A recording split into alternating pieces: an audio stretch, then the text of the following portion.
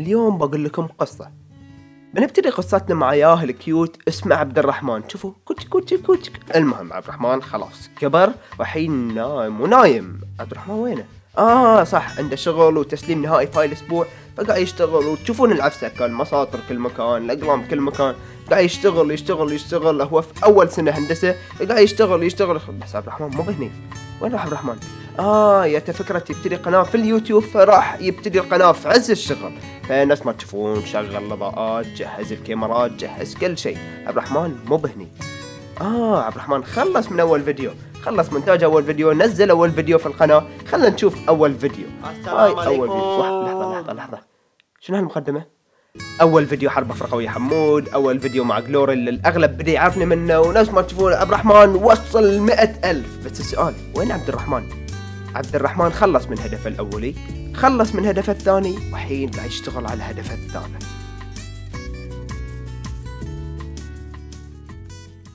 طبعا مستحيل انهي هاي القصة بدون ما اشكركم انتم اللي دعمني ووصلني حق هاي 100,000.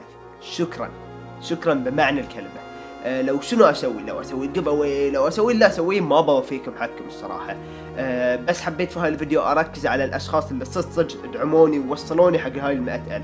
ما اقول ان الباقي او باقي اليوتيوبرز ما ساعدوني، بالعكس اشكرهم واحد واحد، واشكر كل شخص منكم انتم وساعدني عشان اوصل حق هاي 100,000، سواء بلايك، سواء بسبسكرايب، سواء قال حق صديقه تعال تشوف هاي الفيديو، هاي فيديو حلو، او نشر فيديو من الفيديوهات. شكرا صدق شكرا. وطبعا باذن الله بيكون في جيف اواي على 1,000,000 كوينز حق 4 فائزين، كل واحد منهم بيحصل 250,000 سواء على البلاي ستيشن او الاكس بوكس. كل اللي عليك تسوي انه تتابعني في انستغرام وتويتر.